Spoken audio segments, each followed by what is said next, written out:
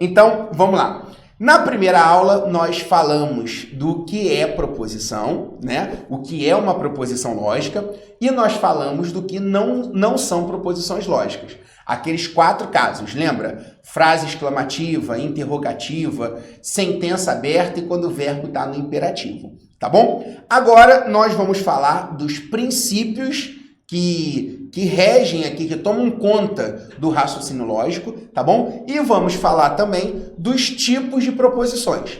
Proposição simples e proposição composta, tá ok? O que não é proposição, a gente não estuda aqui. O que não é proposição, frase exclamativa, frase interrogativa, isso quem estuda é o português, tá bom? A gente aqui só estuda as proposições lógicas. Então, o que não é proposição lógica não está no escopo, não está não faz parte do raciocínio lógico. Então, agora que a gente viu o que é proposição e o que não é proposição, nós vamos aprofundar as proposições, que é o que interessa pra gente. O que não é proposição, aí o português vai estudar lá. Exclamativa, interrogativa, regra de pontuação, verbo, aí é com o português. A gente aqui só estuda as proposições lógicas, tá bom? Porque o que vale pra gente aqui é analisar se é verdadeiro, se é falso. E para ser verdadeiro ou falso, é necessário que seja uma proposição lógica.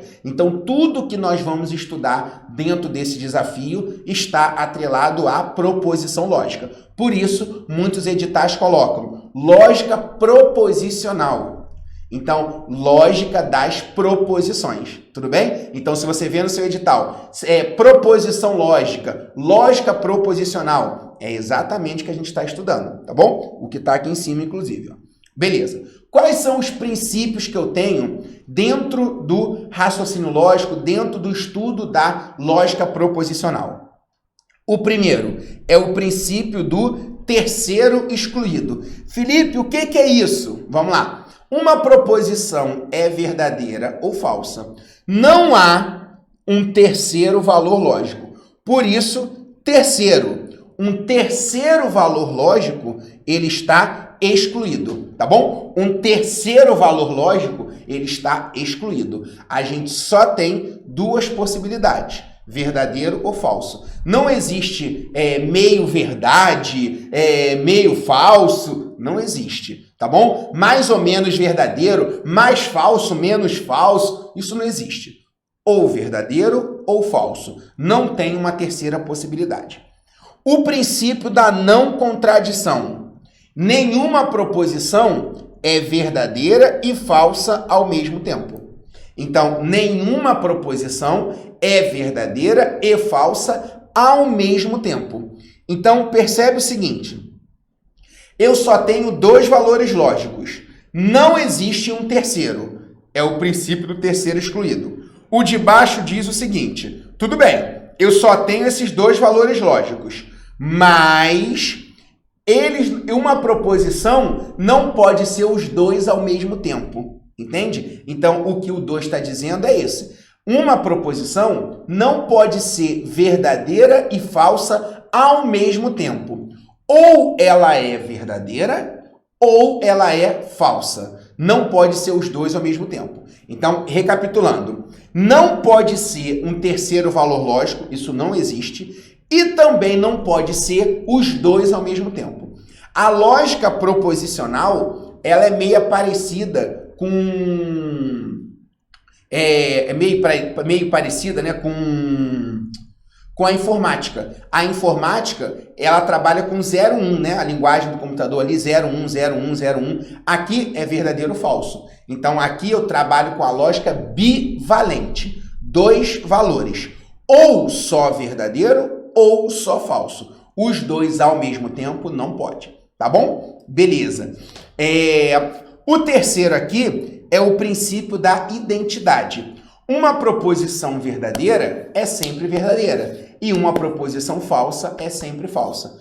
É como se nós não temos a nossa identidade revela ali o que a gente é, não é? Tem a nossa foto, impressão digital, o nosso RG, enfim, a nossa identidade, tem ali quem a gente é. Uma proposição, ela também tem a identidade dela, e ela não pode ser duas coisas ao mesmo tempo, por exemplo. Então, o princípio da identidade, ele diz, olha, uma proposição que a identidade dela é verdadeira, ela vai ser sempre verdadeira. Ela não vai mudar a identidade dela, entendeu? Uma proposição que é falsa, ela vai ser sempre falsa. Ela não vai mudar isso, tá ok? É a identidade, é a cara dela. Então, uma vez verdadeira, sempre verdadeira. Uma vez falsa, sempre falsa. Tudo bem? Então, é isso aqui que a gente estuda no raciocínio lógico. Então, uma vez que uma proposição é verdadeira, ela não vai mudar. Ela vai ser sempre verdadeira.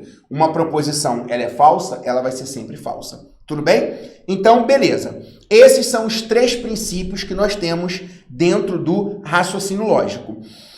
Conclusão. O que nós podemos resumir disso tudo aqui? Tá? Uma proposição lógica só pode assumir um único valor lógico.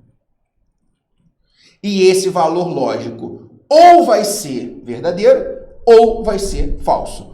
Um único. Tá bom? Então, um desses dois aqui. Não tem uma terceira possibilidade, não pode ser os dois ao mesmo tempo e também não vai ficar mudando. Hoje ela é verdadeira, amanhã ela é falsa. Isso não existe dentro do raciocínio lógico. Tudo bem? Esses são os 3 princípios que a gente tem que adotar. Aí vem essa questão aqui. Ó, blá, blá, blá, blá, blá, blá, blá. Texto completamente desnecessário. Tá ok? Se você ler, você vai ver que, ó, uma lógica bivalente pode ser verdadeiro ou falso, tudo que nós já falamos. Isso aqui é só enrolação. Aí vem ao que interessa. Segundo o princípio da não contradição e do terceiro excluído, que são 2 princípios que nós estudamos, uma proposição, a uma proposição pode ser atribuído um e somente um valor lógico. E aí, o que você acha? Certo ou errado? A uma proposição pode ser atribuído um e somente um valor lógico. Isso tá certo. Só pode ter um único valor lógico, porque o próprio princípio da contradição, ele fala, não pode ser os dois ao mesmo tempo, tem que ser somente um valor lógico, ou só verdadeiro, ou só falso. Beleza? Tranquilo. Uma outra questão, olha só, a lógica clássica possui princípios fundamentais que servem de base. Então, ó, a lógica, ela tem princípios, tá bom? Esses princípios foram inicialmente postulados por Aristóteles. Então, a lógica clássica ela é chamada até lógica de lógica aristotélica, que é a lógica estudada por Aristóteles, tá? E até hoje dão suporte ao sistema lógico. Tais princípios são os... Quais são os princípios que nós vimos? Da inferência, ele está inventando aqui, tá? Da diversidade, ele está... Diversidade não, né? A gente não falou nada de diversidade, nada de inferência.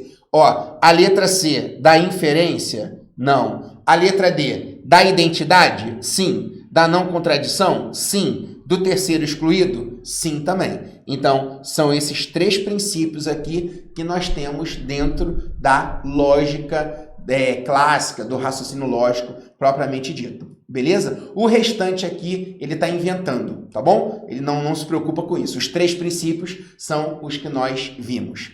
Tudo bem? Então, questãozinha só decoreba. Beleza? Agora, vamos lá. Presta muita atenção no que eu vou falar. Nós vimos o que é uma proposição lógica e o que não é. Nós falamos também que o que não é proposição lógica, você descarta, deixa o português estudar isso. A gente aqui só estuda o que é proposição lógica, tá bom? Só que existem 2 tipos de proposição. A proposição, 2 tipos de proposições. A proposição lógica simples e a proposição lógica composta, tá bom? É na proposição lógica composta que vai surgir as tabelas verdades e tudo aquilo ali, tá bom? Então, nós vamos agora identificar quando é uma proposição simples, quando é uma proposição composta. São só dois tipos de proposições, a simples e a composta. Eu vou definir agora cada uma com vocês e eu vou mostrar o que faz uma proposição ser simples e o que faz uma proposição ser composta. Tá ok? Beleza. Então, deixa eu ficar pequeno aqui. Proposição simples. Uma proposição simples, átomo, tá bom? Ela pode ser chamada também de átomo. Uma proposição simples, ela pode ser chamada de proposição atômica, tá bom? Só que esse termo, ele não é muito comum de aparecer em prova, não, tá bom? O que aparece em prova mesmo é proposição simples. Proposição atômica é raro acontecer. Não pode ser dividida em outras proposições. Então, ela não pode ser dividida em outras proposições.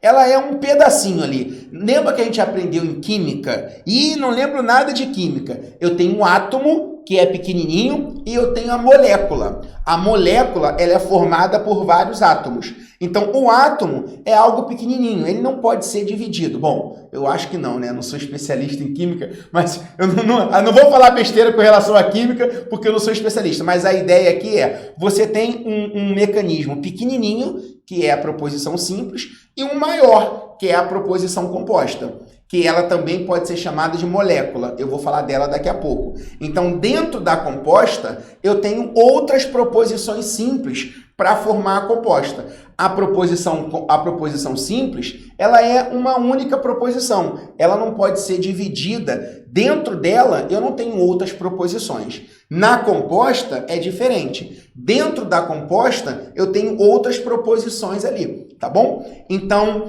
a proposição simples, ela não pode ser dividida em outras proposições. Dentro dela, não tem outras proposições. Porque se eu tenho uma proposição onde dentro dela eu tenho outras proposições, ela deixa de ser simples, passa a ser composta, tá bom? Outra coisa que é importante, a matemática, ela não usa letra para representar números. A gente aqui também vai usar letra para representar proposições. Na maioria das vezes, como proposição começa com a letra P, a maioria das vezes a letra que a gente usa é P. A matemática usa muito X, não é isso? Ah, eu não sei o número, X.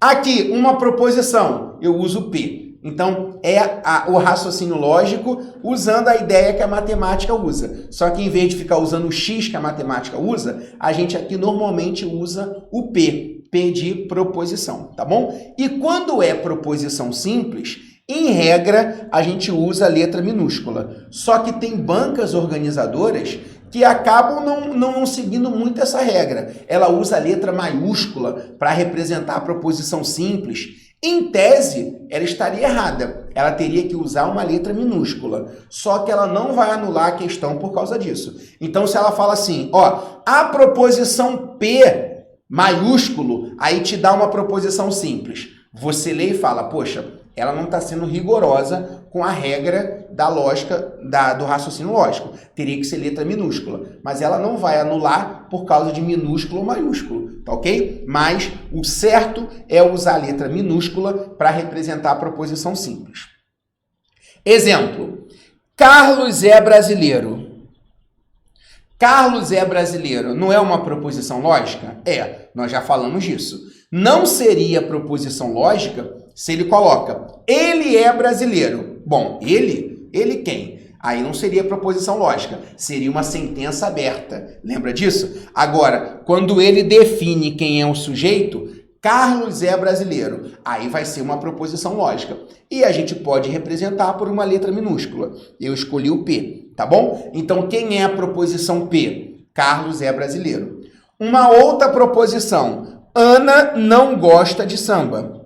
Repara que uma proposição, ela pode estar na afirmativa ou na negativa. Não tem problema, tá bom? E quem é essa proposição? Eu chamei de Q. Essas são as duas letras que mais aparecem, P e Q. P de proposição. E o que por quê, Felipe? Porque é a próxima letra do alfabeto, depois do P. Então, P, Q. Aí, quando vai representar uma terceira, a gente coloca R. Uma quarta, a gente coloca S. Aí, a gente segue o alfabeto, tá bom? Mas isso é o que normalmente acontece. Mas a letra, ele pode usar A, B, C, tanto faz. Tudo bem? Beleza. E uma proposição composta? Uma proposição composta ou uma proposição molecular, ela pode ser dividida em outras proposições. Então, uma proposição composta é quando tem dentro dela outras proposições, tá bom? E ela sempre vai usar conectivos. O que são conectivos? São palavras que nós usamos para conectar, e a próxima aula a gente vai começar a estudar os conectivos, tá bom? E vamos ficar estudando os conectivos aí por várias aulas, porque é aqui que mora o coração do raciocínio lógico, o estudo dos conectivos, o estudo das proposições compostas. A proposição composta, ela é formada por várias proposições simples, no mínimo duas. Eu tenho que ter duas proposições simples para poder formar a composta. Só que se eu pego duas proposições simples para formar a composta, eu preciso de um elo, eu preciso de uma ligação para que faça sentido. Tem que ter uma palavrinha que vai conectar as proposições simples para formar a composta. Tudo bem? Exemplo, ó, faz frio hoje e chove lá fora. Faz frio hoje é uma proposição simples, que eu chamei de P. Chove lá fora é uma outra proposição simples, que eu chamei de Q. Então, olha o que eu estou fazendo aqui. Presta atenção, ó. Principalmente para você que nunca viu raciocínio lógico. Presta atenção. Eu estou pegando a proposição P e eu estou unindo com a proposição Q. Tudo bem? Eu estou pegando o P, que é faz frio hoje, que é uma proposição simples. Chove lá fora, uma outra proposição simples. Eu estou unindo as duas. Só que a proposição composta como um todo, o que vai daqui do início até o final, ela pega tudo isso. Uma proposição composta, em regra, a gente representa por uma letra maiúscula. Então, quem é a proposição P, esse P maiúsculo, que é a proposição composta? Ela é formada, essa molécula, ela é formada por dois átomos.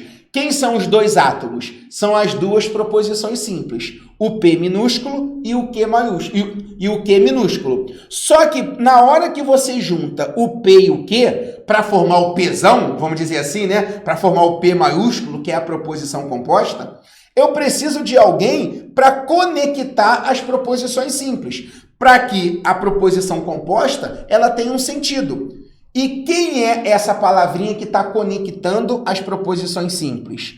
É o nosso E.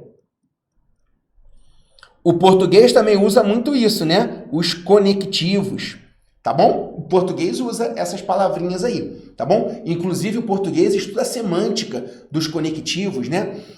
Tem as conjunções também, enfim. Então, o E, ele é quem está juntando o P e o Q. Eu não vou aprofundar os conectivos agora, porque é tema da próxima aula, mas já vou te adiantar. O E, ele tem um símbolo que representa ele. É o Vzinho de cabeça para baixo.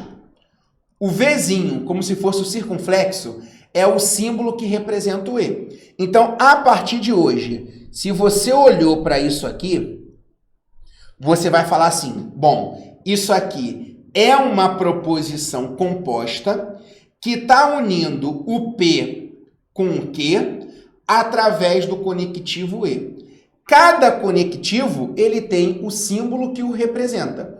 E nós vamos ver tudo isso com calma a partir da próxima aula. O símbolo do E é esse Vzinho aqui. Então, eu sei que isso aqui é uma proposição composta que usa o E, aqui está o símbolo dele. Só adiantando, um spoiler, quantos conectivos nós vamos estudar? 5, tá? Dentro do raciocínio lógico, nós temos 5 conectivos. E, ou, se, então e se, somente se. Nós vamos falar dos 5, passo a passo, individualmente, para que não fique dúvidas, tá bom? Outro exemplo, ou te darei um beijo, ou te darei um tapa. Então, vamos lá. Te dar um beijo é uma proposição simples. Eu chamei da letra A. Poderia ser P, poderia ser Q, mas eu chamei da letra A. Te dar um tapa, eu chamei da proposição B. Então, nessa proposição composta aqui, vamos supor que aqui a proposição composta seja o Q maiúsculo, tá bom? Então, em regra, proposição composta a gente usa a letra maiúscula. Proposição simples a gente usa a letra minúscula. Mas eu vou repetir, tem bancas que não seguem isso à risca. Então, se ela botar letra maiúscula representando uma proposição simples, você aceita, tudo bem? Mas aqui é o que tá rigoroso com a regra do raciocínio lógico. Então, a proposição Q maiúsculo, que seria a proposição composta, ela está unindo o A, vou pegar o vermelho aqui, ela está unindo o A, ela é formada pela proposição simples A e a proposição simples B. Só que o conectivo que está sendo usado aqui é o conectivo ou. E fazendo um spoiler, o ou, ele é um Vzinho com um traço embaixo. Esse Vzinho, só o Vzinho, sem o traço, você vai ver comigo que é o conectivo ou. O Vzinho com traço embaixo é um duplo ou. Você vai entender que tem diferença do ou para o ou, tá bom? O ou, ele tem esse traço aqui embaixo. Então, a proposição composta Q, ela é formada pela proposição simples A e a proposição simples B, unidas pelo conectivo ou. Felipe, então, uma proposição composta, ela tem que ter, no mínimo, 2 proposições simples com o uso de algum conectivo. Exatamente. Obrigatoriamente tem que ter conectivo. E nós vamos ver quais são esses conectivos a partir da próxima aula. Tudo bem? Então, essa é a diferença entre proposição simples e proposição composta. Nesse exemplo, eu tenho 2 proposições simples formando uma proposição composta. Aqui, mesma coisa, 2 proposições simples formando uma proposição composta. Tá bom? Beleza. Aí, vamos para a questãozinha número 8. Olha, a proposição no Brasil, 20% dos acidentes de trânsito ocorrem com indivíduos que consumiram bebida alcoólica. É uma proposição simples. Quando eu olho para isso tudo aqui, você vê algum conectivo? Você tem o E aí, você tem o OU, você tem... Não, você não tem, tá bom? E ali você tem 2 proposições, dá para você separar em 2 proposições? Não dá. Por quê? Não daria para você separar, vamos botar, no Brasil é uma proposição. 20% dos acidentes de trânsito ocorrem com indivíduos que consumiram bebida alcoólica. Daria para você separar isso? Por exemplo, no Brasil seria proposição? Não, porque nem verbo tem. Você lembra que para ser proposição tem que ter a presença de um verbo? Então, não dá para eu dividir aqui. Uma proposição composta, ela tem que ser formada, no mínimo, por 2 proposições simples. Quando você lê isso, dá para você separar em 2 proposições simples usando um conectivo? Não. A ideia, ela é única. Embora eu tenha uma frase bem extensa, a ideia é única. Se ele fala assim, no Brasil, 20% dos acidentes de trânsito ocorrem com indivíduos que consumiram bebida alcoólica e 30% vamos colocar, e 30% dos idosos morrem, sei lá, morrem por infarto. Aí seria a proposição composta. 20% dos acidentes de trânsito ocorrem por causa de bebida alcoólica, seria a proposição simples. E 30% dos idosos morrem por infarto. Aí eu teria duas informações sendo conectadas através do E. Aí eu teria uma composta. Mas nesse caso, é uma única ideia, é uma única proposição simples. Então, a questão ela está certa. Tá bom? Você observa que ele não usou nenhum conectivo. Quais são eles? Nós vamos ver, mas já adiantando. E, ou, se então e se somente se. Se um deles aparecesse, aí seria a proposição composta, porque estaria conectando proposições simples. Mas nesse caso, eu tenho uma única proposição simples, tá bom? Então, está certinho. A 9. A sentença: Bruna, acesse a internet e verifique a data de aposentadoria do senhor Carlos. É uma proposição composta que pode ser escrita da forma... Aí ele colocou aquilo ali. Presta atenção. Essa questão aqui caiu no concurso do INSS. E olha o que eu vi muito candidato fazer. Felipe, eu tenho o E aqui. Se eu tenho E, então é uma proposição composta. Você acabou de dizer para mim que o E é um conectivo. Bruna, acesse a internet. Pode. Bruna, acesse a internet. Eu posso representar pela letra P. Eu posso. É uma possibilidade. Eu poderia representar pela letra A, pela letra B? Poderia. Mas eu também posso representar pela letra P. Verifique a data de aposentadoria do senhor Carlos. Seria uma proposição Q. E o E, você acabou de me mostrar aqui, Felipe, que é esse Vzinho de cabeça para baixo. Então, aqui eu teria P e Q. É o que ele colocou aqui, ó. Então, está certo. P. Tá errado. Por que que tá errado, Felipe? Porque você estudou comigo na aula 1 que uma proposição... Deixa eu apagar tudo aqui. Uma proposição não. Uma frase que tem um verbo no imperativo. Olha a ordem. Bruna, acesse a internet. E também uma frase que tem exclamativa, ela não pode ser proposição. Por isso está errado. Se fosse proposição, aí ela seria composta, porque usou o conectivo E. Aí isso aqui estaria certo.